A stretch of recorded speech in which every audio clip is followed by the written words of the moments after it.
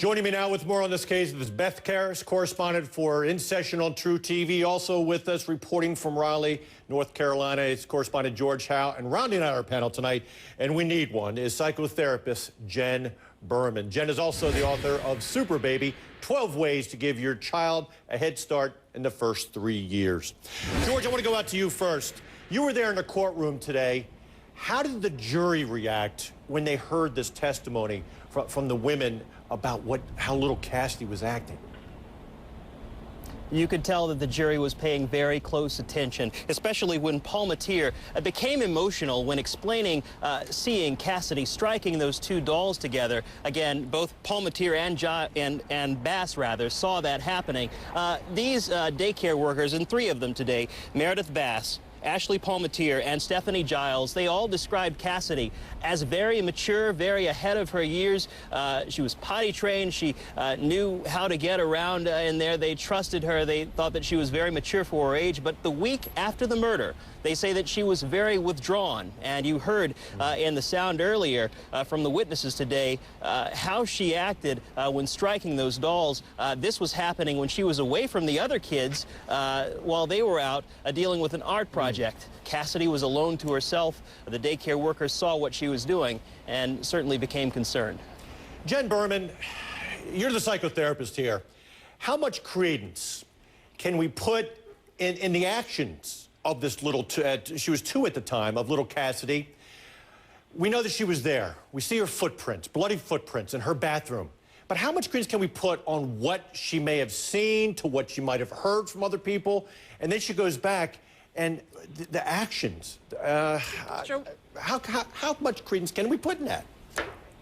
Well, what we know is that she witnessed a trauma, because we know that she was sitting in her mother's blood, and we saw the footprints even here on the video. So we know that she witnessed a trauma, and clearly she's acting out of trauma. That's what children do, especially at such a young age. And to see that change in her, to see her withdraw, to see her play with the dolls like that, is indicative of a child who has witnessed a trauma. And we even heard, Jen, on the 911 tapes, that Mama has boo-boos. So, yeah. Will this little girl remember this years later? Well, you know, psychologically speaking, the earlier a trauma happens, the more damaging it is for a child's psyche. And this is at a time when children are forming attachments. A mother is a primary attachment for most kids, and of course a father. So to have this experience is likely to affect how she attaches to people for life. That said, with the right therapy, with the right play therapy, art therapy, bibliotherapy, with the ability to have attachments with healthy people and healthy relationships, you can go on to live a very healthy life. But this is very, very damaging stuff. Beth Karas joining us by phone this evening from Los Angeles. You've been down there in Raleigh, Beth, and we've seen, you know, this is a circumstantial case, not a lot of direct evidence. How do you think this evidence is going to play to the jury? Well, you know, Mike, this is new evidence that was not introduced at the first trial last June. And that's why it was litigated, the admissibility of it last Friday. Now, I was in the courtroom. The jury was gone or wasn't present when the admissibility of this evidence was litigated. The defense fought hard to keep it out, saying they've got a Sixth Amendment right here to confront a witness, and they're essentially making this 2.5-year-old at the time a witness who can't be cross-examined. The judge said he would give the jury a limiting instruction, which he did do. He's allowing it because it does appear that the child acted out what she saw. So it appears she was a witness. Now, this child did not say, "Daddy's hitting mommy," or "Daddy's spanking mommy again," nor did she pick out a male doll. Nonetheless, she seems to be reenacting something that she saw. So the limited purpose of this, which is what the Commonwealth argued successfully, is that the person who was assaulting and murdering Mom cared for this toddler who was witnessing it enough not to kill the toddler, not to kill a witness also. In other words, it was somebody who loved her. It must be the father. So that's how the state's going to argue it. The defense may, I don't know, I mean, they may say, look, even the worst criminals don't always kill children when children are around. After all, this was a child who couldn't really express herself much at the time. So Beth, how dangerous a witness was she going to be? Beth, don't go anywhere. George, Jen, you stay right there. Up next, the computer evidence. You won't believe some of the searches that turned up on Jason Young's computer. So what do these emails and searches tell us about Jason Young? We're back with our guests, Beth Karas, George Howe, and Jen Berman. Jen, first I want to go to you. Look, the guy, he's a philanderer. He messes around on his wife.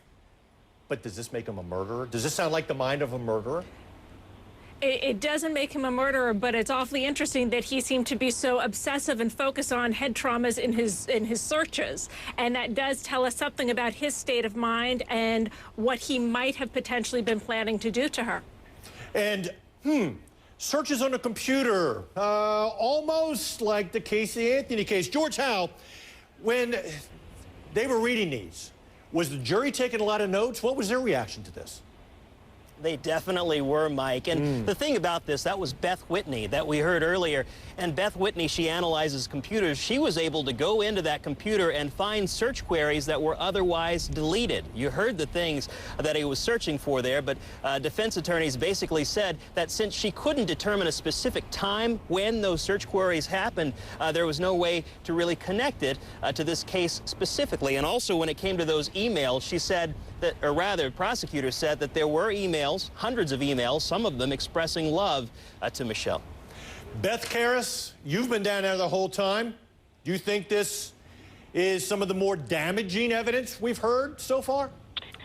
Well, because you can't tell the time frame, it's a little problematic. I would want to know, as an investigator, if any of them ever had an accident where they had suffered a head trauma. Because these were searches for knockout. These weren't like how to kill somebody, right, how to, break their neck. But there are still evidence that the prosecution should use. I'd like to put them in context to see if anyone was knocked out from a fall. Did little Cassidy fall once? And the parents were curious, so they did a search. Also, regarding Michelle, emails to Michelle and professing his love, his lover was a Michelle also. That was Michelle Money, and I suspect those emails were to Michelle Money. Beth, we know that he sells medical supplies, and I'm thinking maybe head trauma might be associated with his work. Do we know what kind of supplies he sells? Oh, that's a good question. Well, he also used to work for a pharmaceutical company, so he's been in the medical field. I don't know the particular supplies he was selling at that time, but could these searches have been in connection with his job? I'm not sure about that. I still think it's good evidence for the prosecution, but as George was just explaining, they don't really have a time frame for it, so it is a little bit weak. Yeah, and George, they talk about his laptop, from he was on it from 11:30, he was on at 11:38 p.m., 11:43 to 11:53, and then there was no use of the computer until the next morning, 10:34, when he says he was in the hotel. George, stay right there. Up next.